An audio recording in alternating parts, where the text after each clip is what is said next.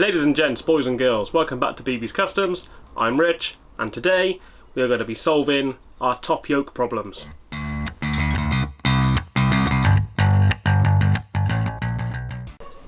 Okay, so in the last episode I found that the person who drilled the old top yoke on this basically made a right meal of it. So I've got myself a nice shiny new one.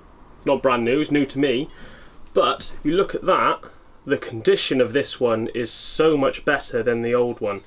I've gone over it with like an alcohol wipe just to clean all the gunk off, and I mean, this thing is pristine, so I'm really pleased with that. And today I'm going to show you how to mark out and drill the holes properly to put bar risers in a standard yoke. First thing we're going to do is just get some masking tape on here so we can just draw on it without worrying about damaging the surface, and then we'll move on from there.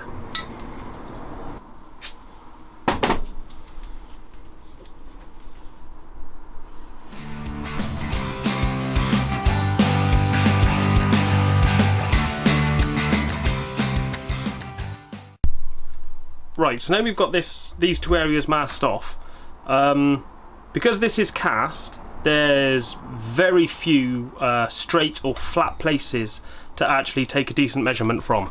So what we're going to do is use a nice straight edge. So I've got this old crappy ruler here, and I am going to take this point and this point to be my sort of like my datum line for this.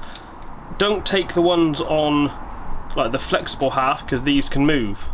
It doesn't take a lot of force to move those, so they're not going to give you an accurate reading. So what we're going to do is just put the corner of the straight edge on there and marry it up with that one there as best we can.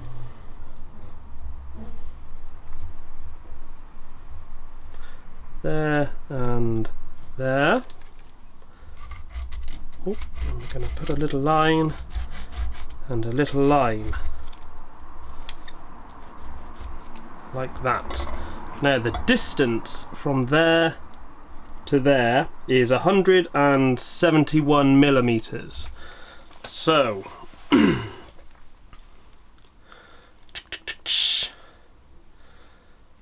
the middle of that, 171 divided by 2, 85.5 millimeters to the middle, and then let's half that again, divide by 2, 42.75. so we're going to go 42.75 in from here. Now I'm just making these, this is just a very rough estimate to see what they look like. So 42, let's call it 43 just to make it easy. So there, 43 there. Right. It should give us a gap. What did I say that was? Times that by 2. Times 2. 85.5. Measure that on there. 86. So that's pretty bloody close. We'll be happy with that.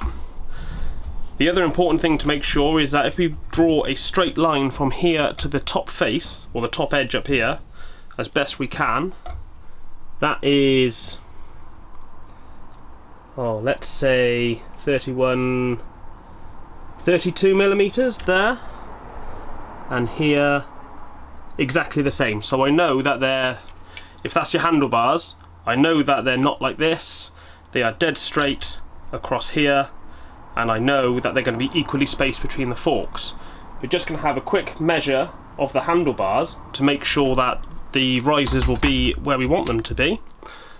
So I'll just whip them off. So we've got the handlebars, and most not all, but most have got, I don't know how well you can see them, we've got these little sort of like grippy, knurled parts here just to give us roughly where the centre is. So as long as they line up in there, which they do, in fact I could probably space them out a little further. Yeah, do you know, I'm going to go out an extra 5mm on them just to make them a bit more central. So let's put the handlebars down, and we're going to go out an extra 5mm from there.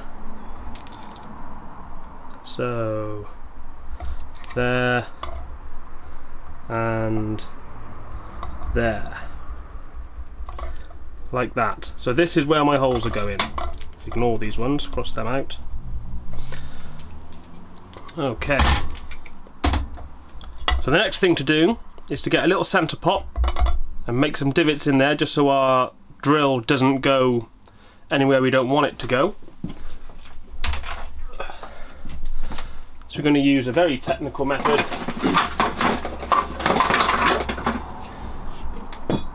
If you don't have a centre pot, which I don't, I'm just going to use this screw here. I'm going to get this onto something solid, line it up with that, and just a little tap like that. Same again on there. Oops.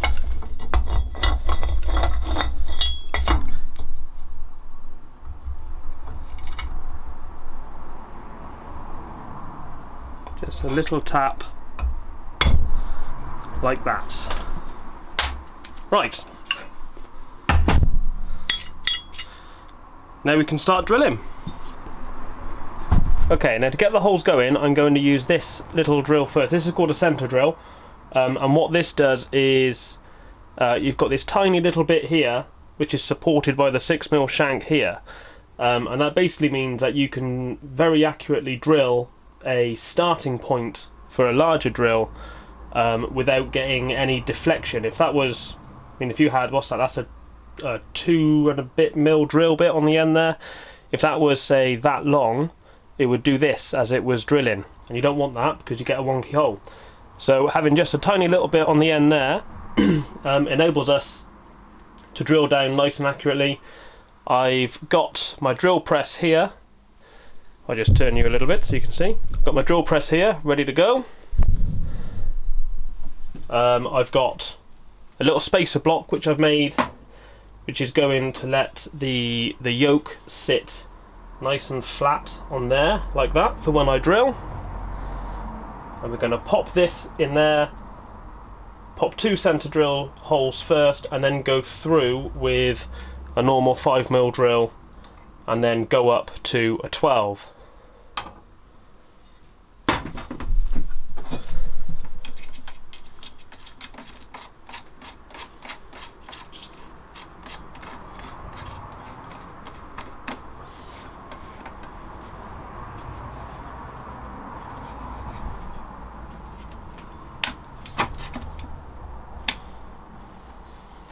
Now this is going to be quite noisy because it's a proper drill rather than a hand drill, like a battery drill. So I'm going to turn the sound off for this bit, but you can see what I'll be doing anyway.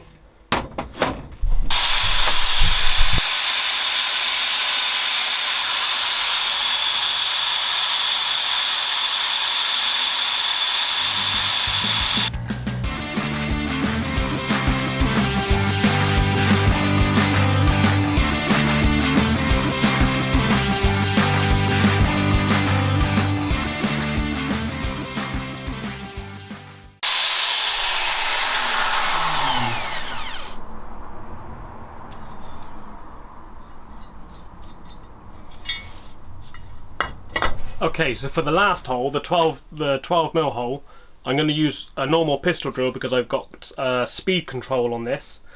The cable drill is all or nothing with that, and it just runs far too fast for a driller this size.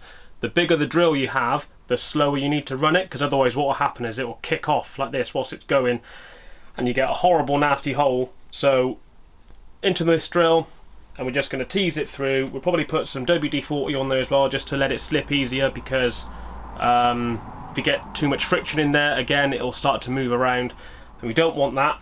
So as gently and as accurately as you can with this. The pilot holes are already there, so it should run nice and true to the hole, and then we should be on to a winner.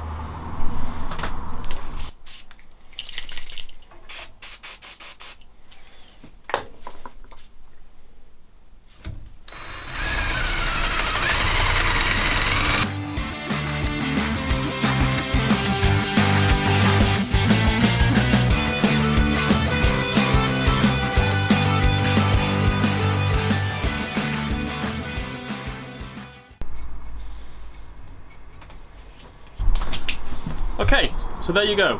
Two nice central square round holes. I know it sounds a bit daft, but it's true. In the video, when you saw the drill sort of catch and bang around a little bit, that's because on the back it was going through this web, so you had some intermittent cut in there, so it wasn't hitting material all the way around, which is why you sort of got to tease it through a little bit. But that's fine. The issue with having the holes through these is when you put the nut on the back for your risers, it's going to want to tip, it's going to like fold over that. So I'm going to make up some little almost like a spacer with a cutout in it to bridge over this, so that when it's sat on there, the nut will have a nice flat face to bite into when you're doing it up. I'll make those at some point. We'll just get this on there for now so that we know that it's all lined up nice and square. Clean all the swarf off. I'm just going to quickly run a file around these just to take the burrs off, and then we'll get it on the bike, risers in, and just check that, you know, it's a bit late. It's a bit late now, but we'll check that we're all lined up where we want to be.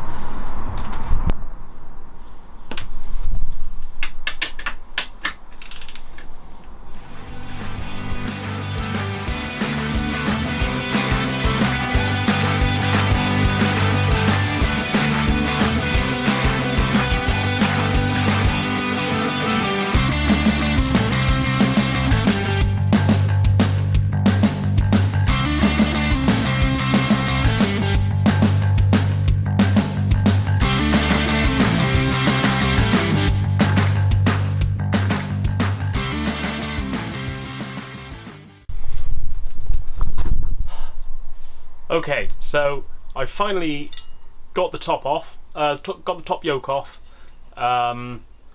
Since taking this off, it's been a little bit over a week since I started taking this off to now, so apologies, it just means that this video has now officially come out late, which is annoying for me and for you and everyone else involved.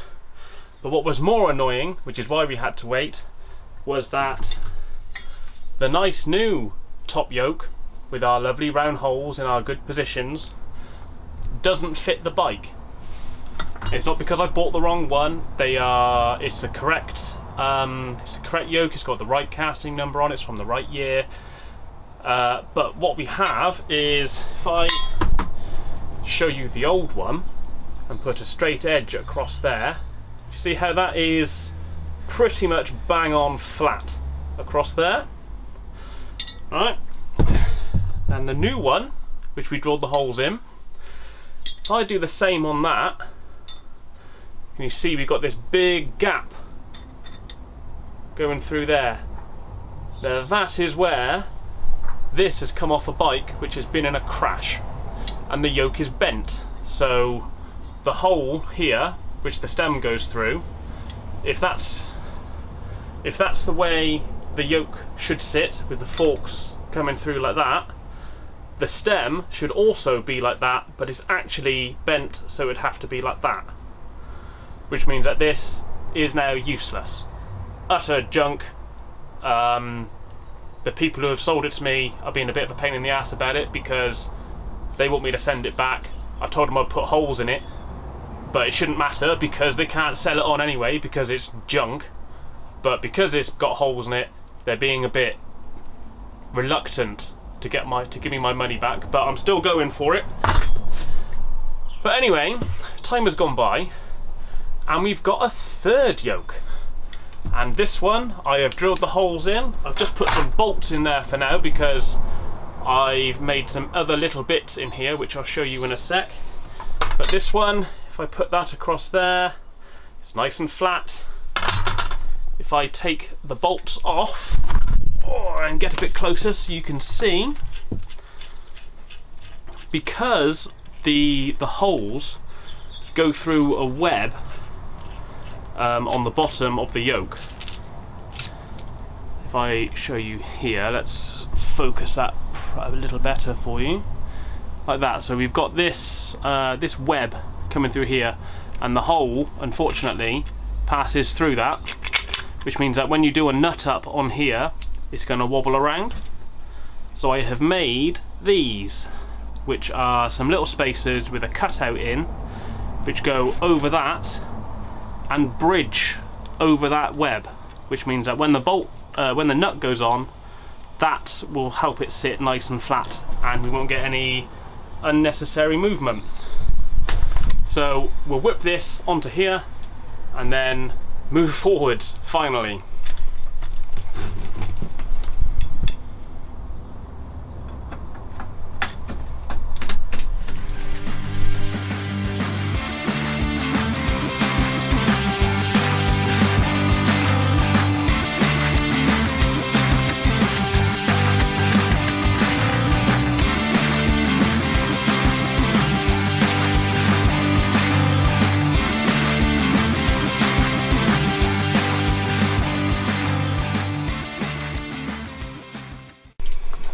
A little bit of a close-up on these so you can have a better look, just so you know what I mean.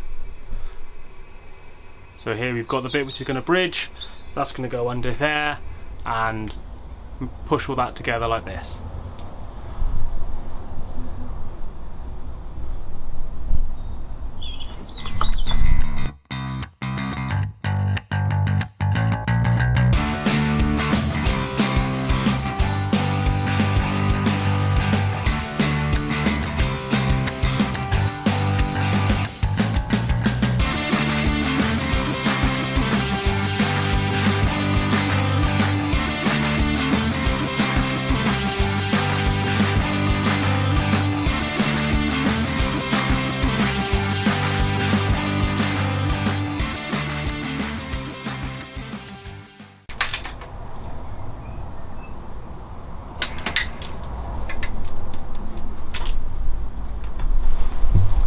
Okay, so that's our top yoke and our handlebars on. They're nice and straight, they're nice and secure. So I'm happy we finally got there. It's been a chore, but we're there. Now for the eagle-eyed viewers amongst you, you may notice that we're looking a bit chunkier on the whole tyre front. So I'm going to wheel this out the shed so you can have a proper look at the tyres I've put on.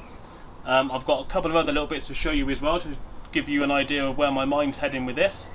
So I'll just push it out and then we'll have a bit of a chat.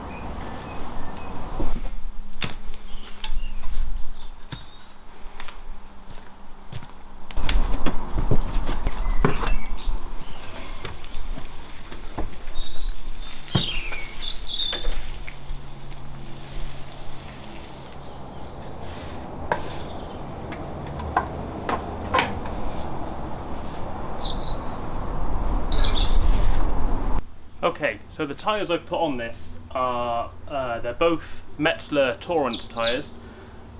The front tyre is a rear tyre, which has been put on backwards. Now, I don't intend for you to copy this and say, well, someone else did it, so it must be alright. I've done it largely because of the looks, but also because the rating for this tyre is far beyond anything this bike can put out. The reason why you run a back tyre back to front on the front is because the way the tread's designed, the power output on the back wheel is for when the wheel is turning forwards, because it's driving the bike forwards.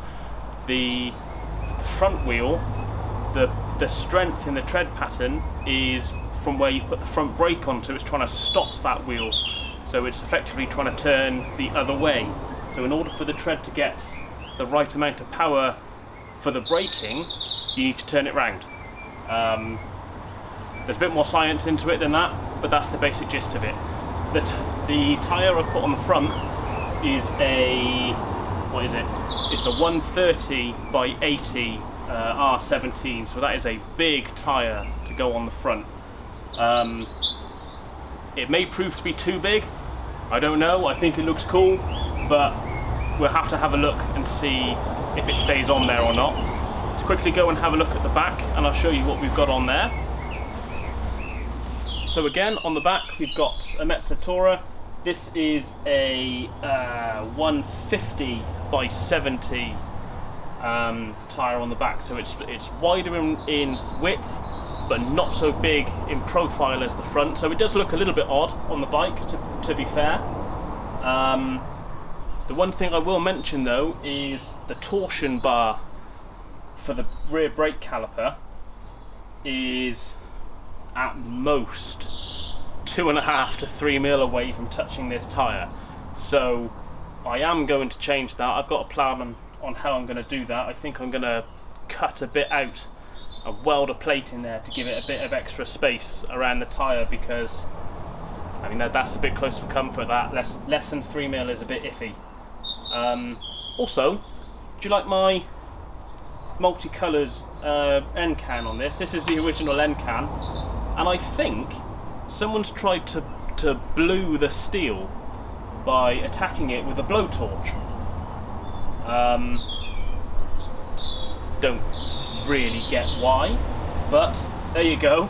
So you've got a nice scorch bit here and your standard stainless here. Yeah, so some people are weird. Anyway,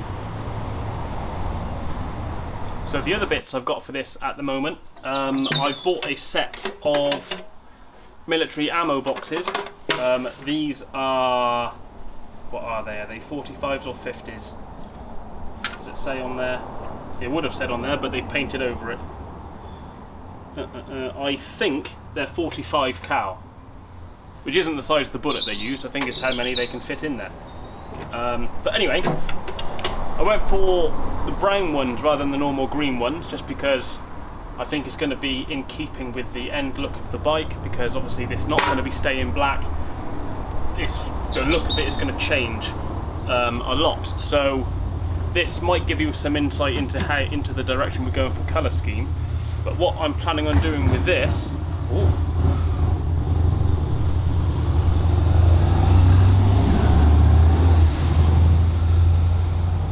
I tell you what, I do like the sound of a Harley. Nice to look at and nice to listen to, but questionable as to whether I'd own one or not. Anyway, ammo boxes I want to mount on the back around here as panniers. I've got two, one for each side. I don't know if I'm going to use two or if I'm going to have one side and a small jerry can on the other side. Because don't forget, this is meant to be some sort of zombie apocalypse survival bike, so having your bits and bobs in a box is one thing, having additional fuel is another. So yeah, I'm not sure which way I'm going to lean towards that. If you've got any preference, chuck it in the comments below and we'll have a look, see if we can sort out a decent compromise. Anything else? Oh, I've got other bits. Hang on.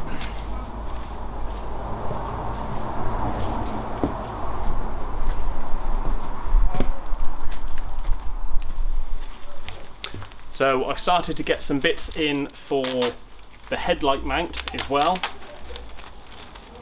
If I quickly unwrap these. You have to use a bit of imagination for this, because there's going to be a lot of stainless steel fabrication and some mesh and other bits in there. Sort of picture a bit like, almost like a tracker front number plate with a headlight mount on it. But I've got some nice, all nice beveled stainless fittings for that as well. So these will all be welded on. If I get you a bit of a close up on these so you can have a better look. Like this. So these will be mounted something like that, with mesh behind it, so all the brake cables and your light wires and things can go through here and be routed out the way.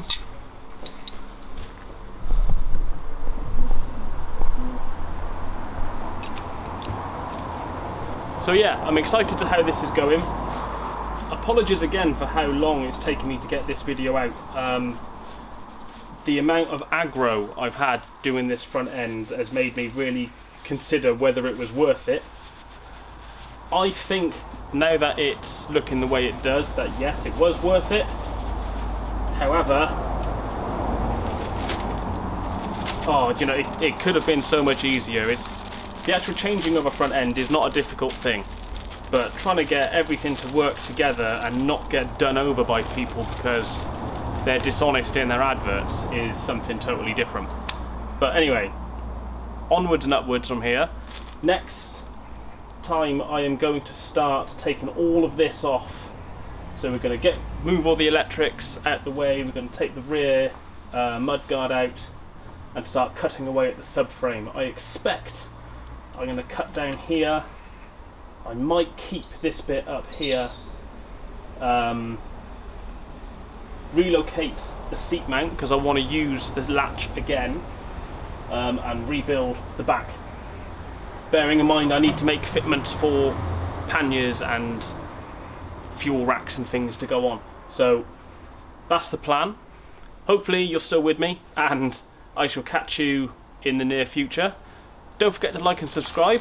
I hope you found the yoke modification helpful, and as previously, if the chap who did the last one happened to see this, then well, now you know how to do it. Centre drill, small drill, big drill, check it fits, buy another one, do it again. Don't forget to like and subscribe, stay safe, and I'll catch you next time. Cheers.